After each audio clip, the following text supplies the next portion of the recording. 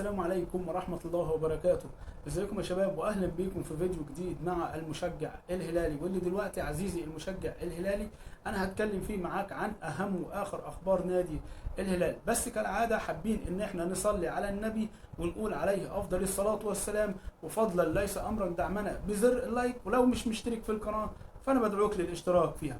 ودلوقتي وعلى بركة الله خلينا نتكلم في اخبار نادي الهلال. واول خبر معايا يا شباب وهو الهلال يجدد التفاوض مع اللاعب البلجيكي ولاعب انتر ميلان روميالو لوكاكو من اجل التعاقد معه في فترة الانتقالات الصيفية، واللاعب يفكر بجدية في قبول العرض. طيب شوفوا يا شباب، يعني انا طلعت قبل كده واتكلمت في الموضوع ده وهاجمت ادارة نادي الهلال وهاجمت اللاعب وقلت خسارة انه يرتبط اسم روميالو لوكاكو باسم نادي الهلال حتى ولو في الاخبار.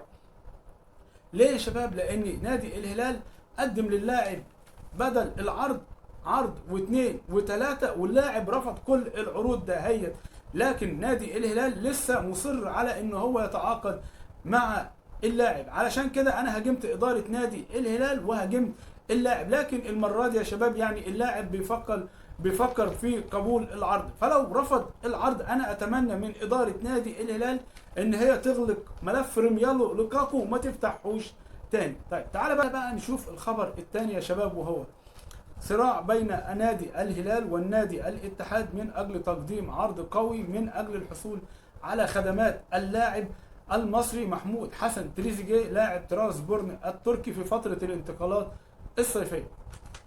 شوف يا شباب، يعني اللي ما يعرفش مين هو محمود حسن تريزيجيه، هو ابن من ابناء النادي الاهلي واحترف في اوروبا ولعب في الدوري الانجليزي وبالتحديد مع فريق استون فيلا الانجليزي، وبيلعب حاليا في الدوري التركي. انا اتمنى ان اللاعب يعني يجي نادي الهلال، لعيب قوي، لعيب سريع، لعيب هداف، لعيب مهاري، بيلعب نفس المركز اللي بيلعب فيه سالم الدوسري. وكمان يعني النادي طالب فيه 10 مليون يورو علشان يستغنى عن اللاعب، فانا شايف ان مبلغ زي كده مش هيكون كبير على نادي الهلال، لكن اللاعب يعني بصراحة لاعب كبير جدا واساسي مع المنتخب المصري، فانا اتمنى ان محمود حسن تريزيجيه يلبس قميص نادي الهلال ان شاء الله. طيب تعالى بقى نشوف الخبر الثالث يا شباب، وهو اعلن نادي الرائد عن تعاقدها الرسمي مع لاعب نادي الهلال ناصر هدهود. كل التوفيق للاعب مع ناديه الجديد ان شاء الله. طيب تعال نشوف الخبر الرابع يا شباب، وهو نشب خلاف بين اداره نادي الهلال برئاسه فهد بن نافل واللاعب الدولي البرتغالي برناندو سيلفا لاعب مانشستر سيتي الانجليزي، الا ان نادي الهلال مستمر في التفاوض مع اللاعب، وجاء الخلاف على مدة العقد، ويريد نادي الهلال عقد مدته 3 أعوام، ولكن اللاعب يريد مدة العقد 2 سنين. طيب شوف يا شباب، يعني أنا مش شايف إن هو خلاف، ولو اللاعب فعلا طالب 2 إدارة نادي الهلال مش هتعترض.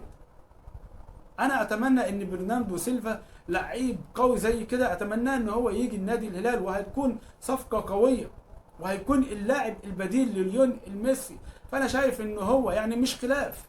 لو اللاعب عايز يمضي 2 مع نادي الهلال، اداره نادي الهلال هتوافق على طول، مش هتعترض. مش جايز بعد ما يخلص 2 مع نادي الهلال مش جايز يجدد كمان تعاقده مع نادي الهلال؟ لعيب يعني بحجم برناردو سيلفا، لعيب دولي ولاعيب عمل انجازات مع مانشستر سيتي، اتمناه ان هو يكون موجود مع نادي الهلال في الموسم اللي جاي ان شاء الله، وهتكون صفقة القرن باذن الله. طيب تعالى بقى نشوف الخبر الخامس والاخير معايا يا شباب، وهو حقق نادي الهلال فوزا كبيرا على الفريق النمساوي ب6 أهداف دون رد. يا مسهل، انا شايف ان هي بداية قوية ان شاء الله، ويكون معسكر قوي جدا باذن الله، لانك انت الفترة اللي جاية داخل على البطولة العربية وبعديها كمان بطولة الدوري، فانا اتمنى انه يكون معسكر اعداد قوي جدا للموسم اللي جاي ان شاء الله. وفي النهايه يا شباب انا بتمنى التوفيق لنادي الهلال، وفي النهايه ما يسعنيش غير ان انا اشكر حضراتكم. سلام.